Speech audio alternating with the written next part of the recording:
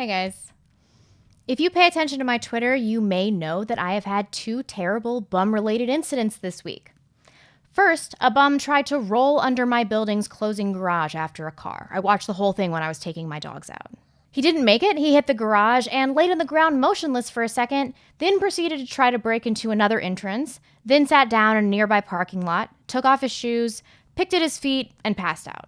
3 days after that, a bum that was clearly schizophrenic and unaware of his surroundings shot a giant snot rocket on my shirt as he walked past me. I admit that the last 3 places that I've lived, New York City, Los Angeles, and Seattle, are literally the most homeless cities in the country. That being said, this seems a pretty common problem in most cities, particularly those that are further left and offer social services. This is why people call Seattle Freeattle. Honestly, unless there is extreme weather, there are few large American cities without a sizable homeless population. Before I go on, I want to make a distinction between 2 types of bums. Of course, bums come in all flavors, but most of the ones that I see fall within one of these 2 groups. Let's call the first kind type A. Your self-hating, yet somehow still entitled, white, urban millennial street urchin that is just a lazy loser that came from a liberal middle-class family. They shamelessly live off the generosity of others while not even hiding that they are voluntarily homeless. They just want to live on $5 a day and typically don't have any notable mental health issues, although there is often addiction. These people can fuck right off. They don't deserve charity. It is this type of bum that could, at any moment, get their act together, learn how to be employable, or at a very minimum, just move back into their parents' mid-century modern 2,500 square foot Palo Alto house. Your second bum type, who has a mental illness often in conjunction with a substance abuse issue, is often older, more weathered, and homelessness is not typically a lifestyle choice like it is for the millennial street scum. Because this isn't a voluntary life choice that can be pushed out through changing social norms, this is the sector of the homeless that I am concerned with since they actually need help and charity. In other first world countries that I've been to, I did not see the same kind of widespread homelessness, particularly with regards to the high percentage of American homeless that have debilitating mental illness. It is not a normal thing to have completely insane people who are addicted to crack or meth and have a warped concept of reality, living freely in public parks, as is sanctioned by the city, and in sleeping in the streets. There are not enough bathroom facilities, so there are alleyways like the one behind my old Los Angeles apartment near Pershing Square that have just become de facto bathrooms. There was a perpetually flowing stream of urine going down the drains. It stank horribly.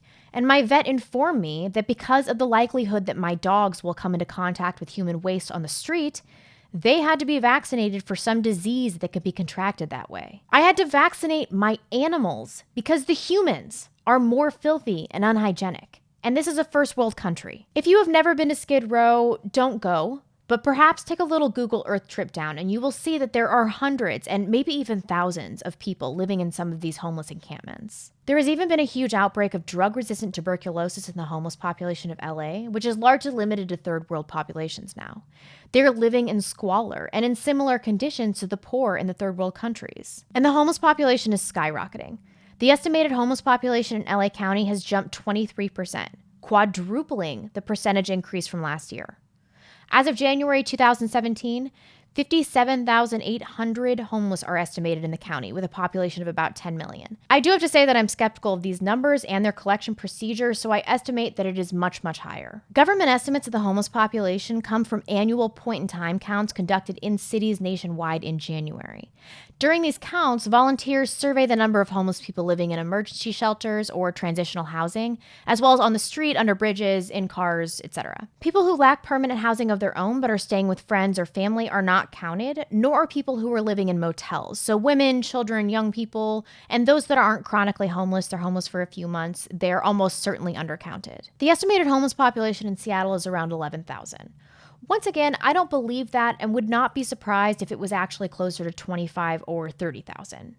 There are bum encampments filled with people all over the city, and there are people sleeping in every alley and a quarter of the doorways in Capitol Hill. If you're to believe self-reporting from King County homeless shelters and facilities, around 35% are mentally ill, which is less than I would estimate.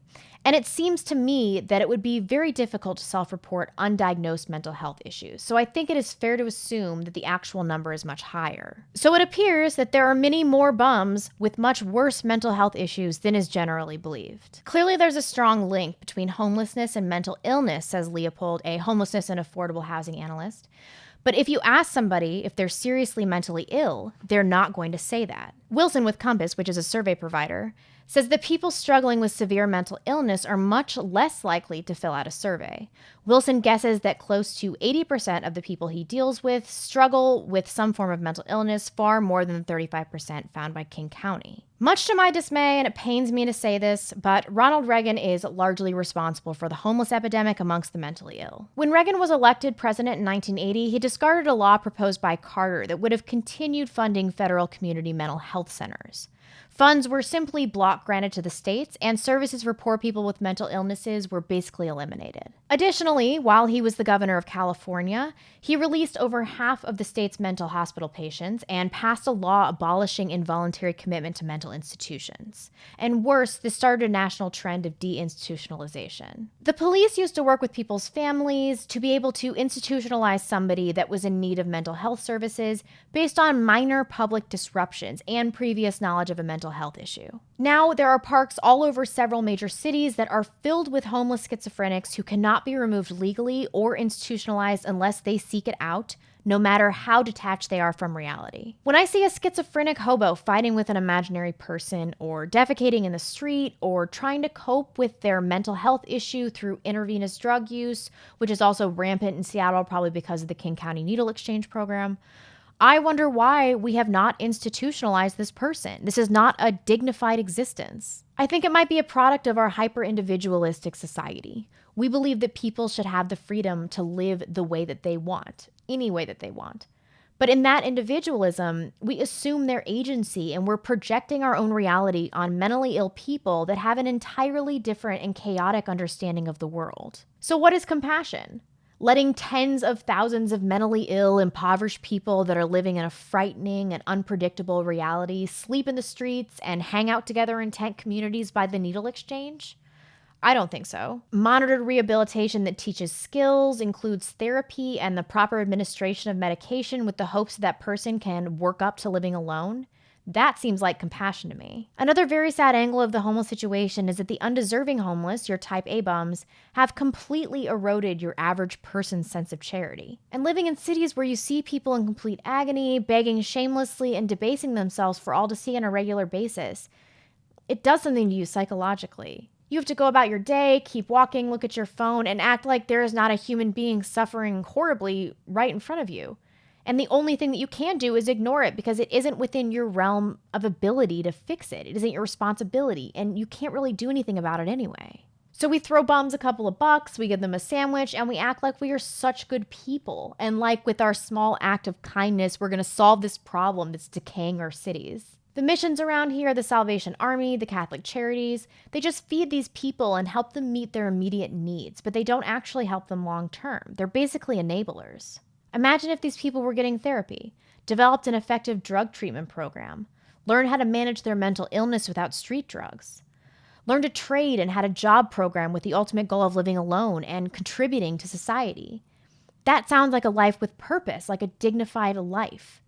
But I think it can only be done by involuntary institutionalization.